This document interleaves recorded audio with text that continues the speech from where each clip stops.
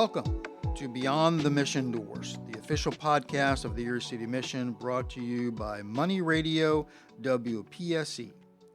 Every month, we sit down with some people, partners, and stories shaping our community, from the staff working on the front lines to the residents rebuilding their lives to the specialists and organizations making the mission of restoring hope and transforming lives all possible.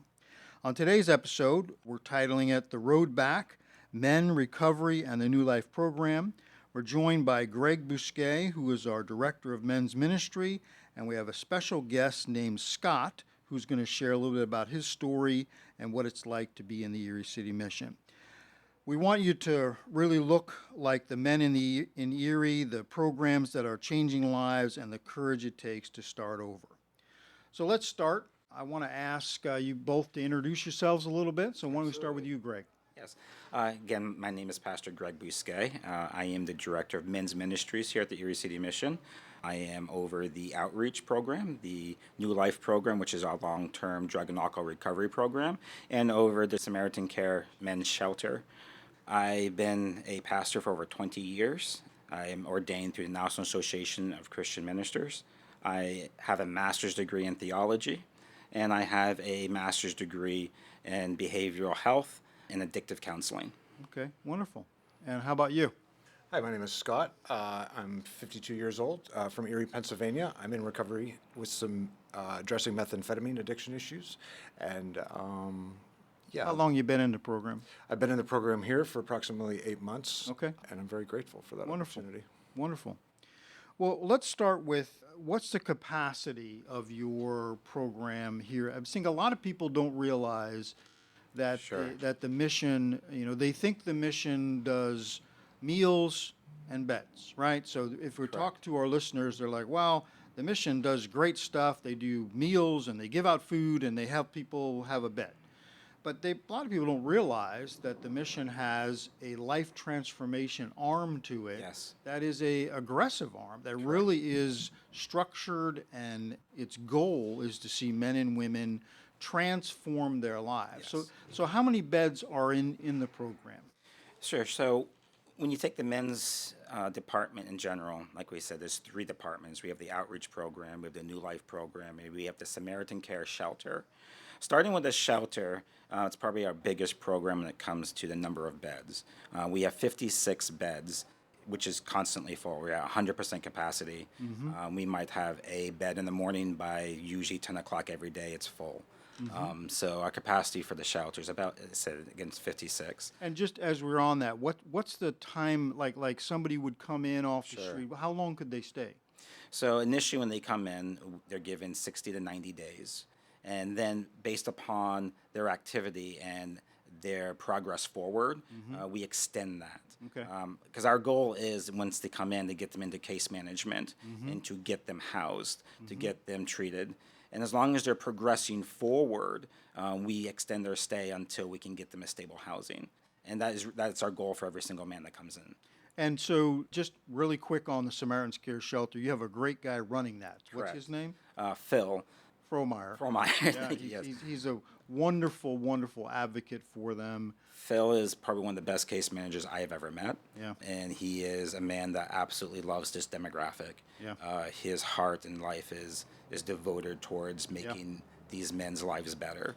And so when they come in, they get a shower, right? And then they get a bed, they get a meal, and they get case management, and then the goal is to help them move on to the next step, whatever that is. Correct. Whether that's housing, or they could go into your New Life program.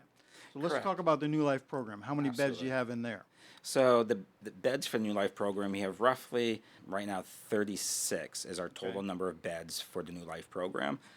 Our New Life program is our drug and alcohol recovery program. It is roughly 9 months. And the reason why we say roughly is because when men come into the program, they go through 3 different phases. As they phase up, some men, they have to meet certain benchmarks to move through the next phase. And some men take a little bit longer to hit those benchmarks than others. But if they stay on track, it's about a 9-month program from beginning to end. And the purpose of that program is literally to take individuals directly out of detox and rehab and give them the life skills they need, to introduce them to a life of Christ and a life of spiritual transformation, and to get them to a point when, by the time they get to phase 3, to get them employed, get them housed, and get them in a state where they can be independently living. Wow, that's impressive. Yeah, that's and I would think for you to see a life transformed is probably why we do this. That is right? the only reason I get out of bed in the morning. Yeah. I'm not going to sugarcoat it. Working in this demographic's not easy. And the truth is, there's a lot of disappointment. Yeah. But all it takes is one life transformed to make it 100% worth it. And I can say we have a better than average success rate when it comes to long-term recovery. Yeah, I'm a data guy, so I looked at the data on like the amount of men that come in our New Life program, not the shelter, and the amount that graduate, and we're roughly around 27%. So Correct. that's like a 1 in 4 will actually graduate, which might not sound like a good number, but it actually, when you look at this industry, of Nationwide, it is. nationwide is it's probably a very 6%. successful number. It's about 6%. So I think putting that in perspective, I think that's actually a good thing. And then I also like to say, even if they were with us for 2 or 3 months, they were planted a seed in there, and frankly, they might not be ready. So Correct. they know where to come when they are ready. That's the other true. way that I like to look at that. So And I would add on to that the fact that upon graduation, we've been able to track the last 2 years the amount of long-term success from graduation. And currently our numbers are about 68% success Yeah. for sobriety 2 years 2 out. years later, yeah. Yep. And that's, I And mean, that is above the national average for our program. well, that's that. I mean, I think that's where the rubber meets the road. Frankly, is you did this great program, and did it take right? So, and to see that 7 out of 10 are still clean and sober, Correct. working, housed in 2 years is a very, very positive statement. And before we get to Scott, so talk to me really quickly about a graduation. So we talked a lot about there's challenges, but we have a graduation every 12 weeks, roughly. And I'm talking to you, Greg. Yes, that's so you're correct. looking away. I was looking at Scott. I thought you were talking to him. But describe to me, just in a couple sentences, the experience of seeing a graduation from the perspective of these men and women, but also there's family in the auditorium. There's caseworkers. There's just such a. You would think they were graduating from Harvard. The way that I mean that because to them this is a huge achievement. I would say when it comes to graduating a drug and alcohol recovery program in which you're fighting one of the most malicious diseases on the planet, which is addiction, this is a significant celebration. Yeah. Very few people choose to go to a long-term program. Even fewer people graduate a long-term program. Mm-hmm. And just that achievement alone, to be honest, it is, in my opinion, more substantial than that of getting an earned degree. This is a degree in life and a degree of success. Sure. So those celebrations mean everything. To see their family absolutely. in the audience, lots of tears, because you don't realize that addiction has Correct. a wide swath of destruction, and that it affects a lot of people. It affects children, spouses, it affects parents. I've seen parents who have been through years and years of disappointment, and like a roller coaster, right? So we're doing good, and now we're not doing good, and we're doing good, and we're not doing good. And to see them there, they kind of like, finally my daughter or finally my son is at a point where I feel really good about what's happening. And the tears that are on their eyes is quite impactful. That's what recovery is about.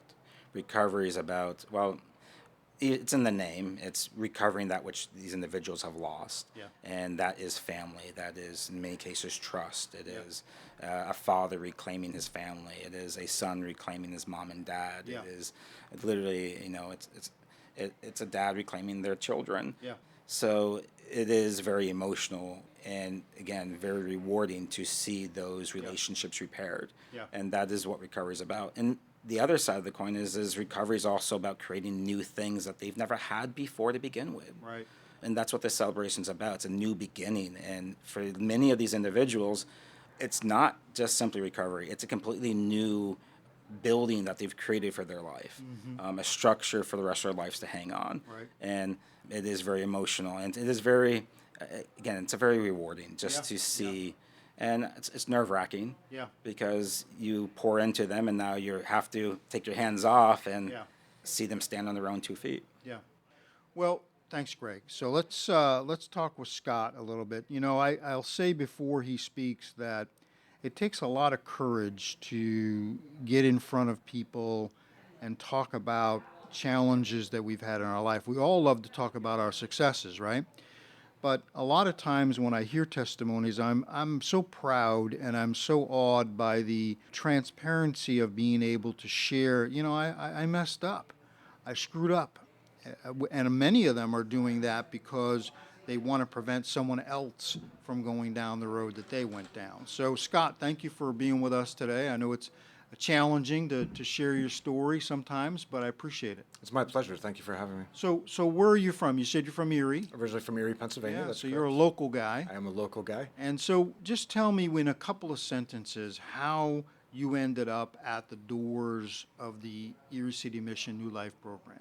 It was a long journey, but to make a long story short, battled addiction since I was about 16 years old and could never really put together any long-term sobriety. I would get areas of long-term sobriety quickly followed by a relapse, and then things would kind of fall apart again. So I was searching for kind of a long-term answer. Okay. And how did you hear about the New Life program? I had some friends involved in the program, so I was aware that I knew some people with a lot of clean time that had been involved in the program. So I was very grateful to find Pastor Greg here when I talked to him on the phone. So you are almost at the end of your time at the New Life program. That is correct. You're I getting have ready to graduate. about 4 weeks left, 3 weeks left for graduation, and I'm looking forward to that. It's kind of it's a bittersweet type of thing. Then it's where the rubber meets the road, if you will. But by all means, I find myself very prepared for what lays ahead of me. I see Scott around the campus every day, and Scott always has a smile on his face, and he always is working at something. And so what that says to me is there's gratitude in his heart, and he understands that giving back, and every guy and woman in the program is given some kind of task throughout the day, whether that's kitchen or maintenance or whatever. It's all part of giving back and learning good habits. And he's been in the kitchen, so he's a staple in the kitchen. That is correct. So what's a day like in the New Life program for you? What a day looks like currently, waking up, kind of getting yourself together. We have a prayer group in the morning, which we all get together, and there's kind of a focus for the day given by Greg or one of the other staff members, followed by breakfast. And then there's different classes after that, depending on which phase you're in. There's a couple phases to this program. You'll have several different classes. I attend 1 or 2 classes in the morning, and then you go to what they call task, which is your work assignment. As you said before, I'm in the kitchen. Then you have lunch around noon. You're back to task again in the early afternoon. And then after task, which ends about around 3 o'clock, depending on where you're located, there's a little bit of time for yourself, followed by we go to a meeting, nightly AA meeting, NA meeting that's centered around recovery. Right. There's also a Celebrate Recovery option as well, which we have here at the Mission. So I'm always grateful for that. Gives you a chance to get out, meet some people in the community, and then you get some contacts in the community, some folks that are like-minded that you can get with as far as sponsorship or things like that within the program. So you're pretty busy. Stay busy. There's not a lot of downtime. That's not a bad thing. That's not a bad thing whatsoever. Well, if you were to kind of describe, the experience that you've had in 8 months, almost 9 months, if you were to kind of put that into one word, what would that one word be? It's 2 words with maybe a dash in the middle. It's Okay. life-changing. Life-changing. That's correct. Okay. So you had said you've been through a couple of these ups and downs throughout your addiction. What's different about this time? Because I see a difference in you from the day you came. I see a difference in you. What do you think is different this time than the other times? That's a good question. And it's one I was just discussing on the way through the door with another staff member. And I think it's twofold. One is that I was not addressing a higher power in my life, which I choose to call God. And while I was maintaining sobriety, I did not have that spiritual component to the sobriety. Right. And the second, I believe, change that I've made in my life that I've been helped with is addressing issues from when I was a child in life and addressing them head on with the help of some folks here. And I think given my kind of bendy road to this point, it's very clear to me that if I'm not addressing issues that have come up anywhere in life, if I'm not addressing those issues, that they're going to, somewhere down the line, maybe today, maybe 5 years from now, they're going to rear their ugly head again. And then that's my kind of defense to that, is I pick up alcohol or drugs. So we're taking care of that on the forefront, so that, and also giving some tools, so when it does rear its ugly head, I have some tools available to deal with those issues. Good for you. Thank you. And you also have a community here at the mission that, we tell all of our graduates that they're always welcome to come and have a meal, to be part of the community, to go to a meeting. And so we always encourage folks to stay connected. I think one of the challenges of addiction is isolation. Correct. When we start going down that road and say, well, I don't want anyone to know, and there's shame involved, and then we start isolating. I think to combat that, you have to have an aggressive approach to community, and being in the community, whether that's a church or AA, and we like to see it as the mission. Like the mission guys, you've made lifelong friends here, right? And so That is you can correct. come back and see them anytime you want and be part of that. That is correct. It's also been made very clear to me that the mission door is always open. So you are more than welcome as a graduate to walk through that door and be connected with those 100%. people, whether that's a good day or a bad day. 100%. Grab a bite to eat and see some old friends, and get support if you need it, or just share what's going on in your life, so they can be a part of that. And I'm very appreciative of that. So, last question. So what's the future look like for you now? So you're going to graduate. There's a couple options for our graduates. So what's your plan?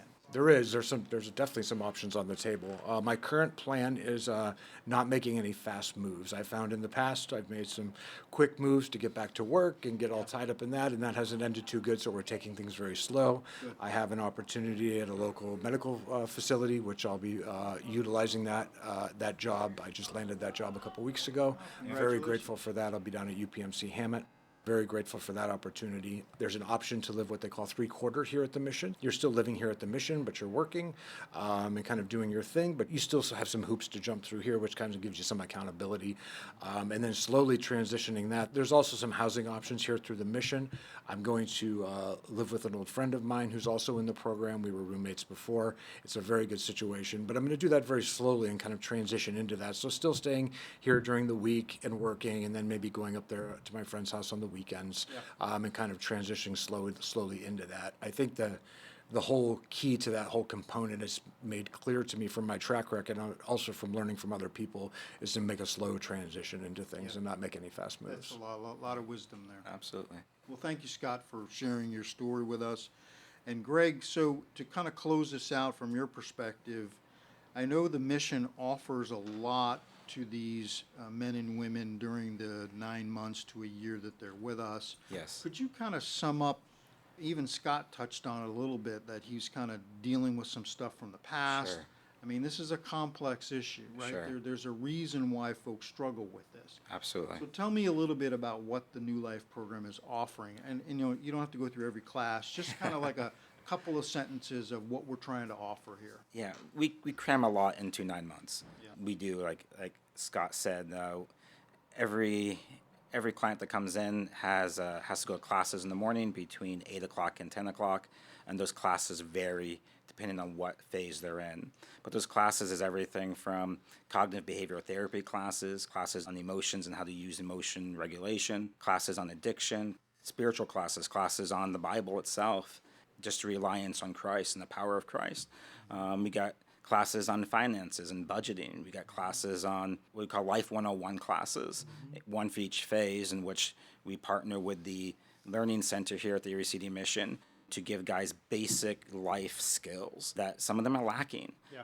And they get one-on-one case management. Every week they must spend an hour with their case manager. The case managers are CRSs. They work with them for counseling with addiction, but they also there to give them and help them connect with any of the resources, third-party resources outside the mission, to make sure that when they finish the program, they have all the resources they need when they leave. They have a established PCP, they have established a mental health provider, they have established pharmacy, that everything, they know how to get their medications and keep it going.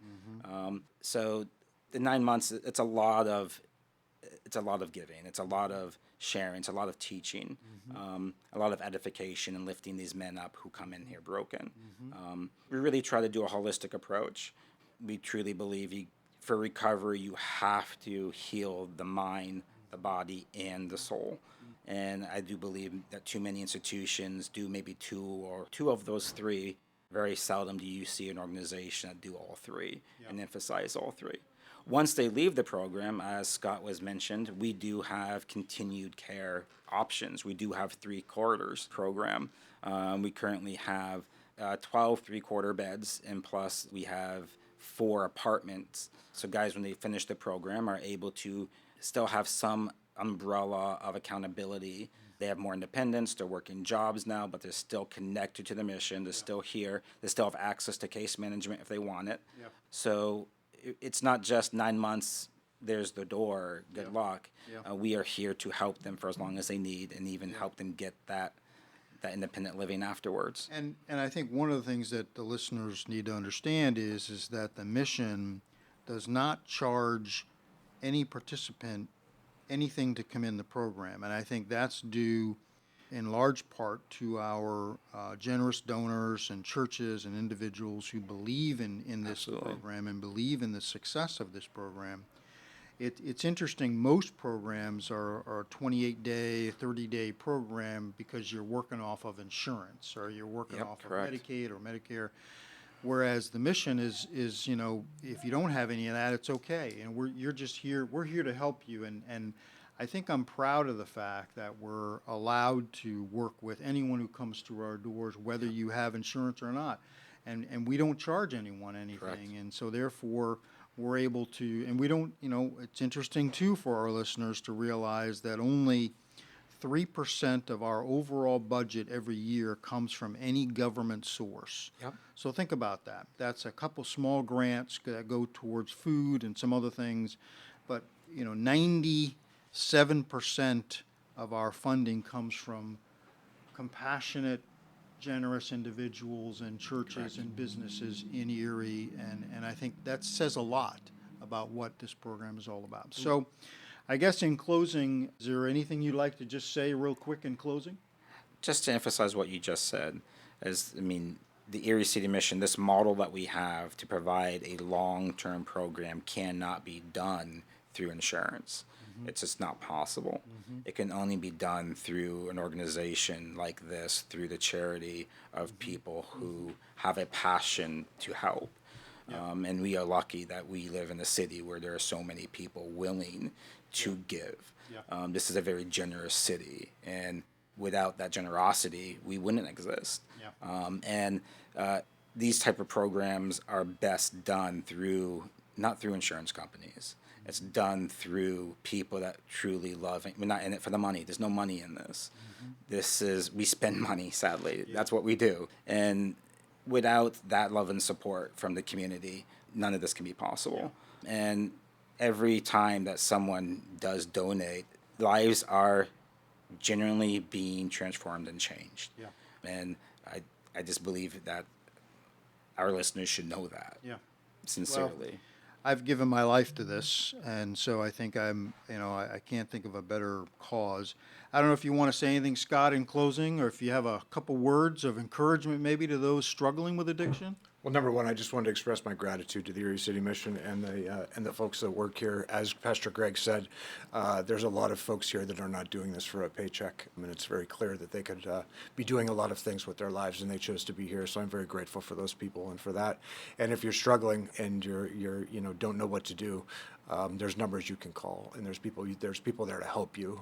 It's a very isolating situation, I know that, and there's plenty of folks and avenues to take that you can get some help. And the first of those would be maybe going to a meeting, which you can find right online, and walk into a meeting, and those folks will know what to do, or give a call down here to the Erie City Mission, and somebody will help you. Thank you for your time. So we're asking all of our participants if they have a favorite Bible verse. Is there one that you have, Greg? My favorite Bible verse? Yeah. Psalms 1:1. So, Blessed is the man who walketh not in the counsel of the ungodly, nor standeth in the path of sinners, nor sitteth in the seat of the scornful. For his delight is in the law of the Lord, and in his law does he meditate day and night. And he shall be like a tree planted by rivers of water, that bringeth forth his fruit in his season. his leaves also shall not wither, or whatever ye do or shall prosper. We can tell you have a degree in theology. Well, thank you. I don't know if Scott, if you want to offer up a verse that you've been learning here. We're encouraged with Romans 12:2, which is, do not conform any longer to the powers of this world, but be transformed by a renewing of your minds. Only then can you test and approve God's will, his good, pleasing, perfect will. Powerful stuff. Thank you. Yeah. Well, that's a wrap for our Beyond the Mission Doors podcast. A huge thank you to Greg and Scott for joining us today. If you'd like to learn more about the Erie City Mission or get involved, please visit eriecitymission.org. If you're looking for help with addiction, please go to that website and kind of find an answer to some of the challenges you're having. Tune in next time, and remember, this is our city, our mission.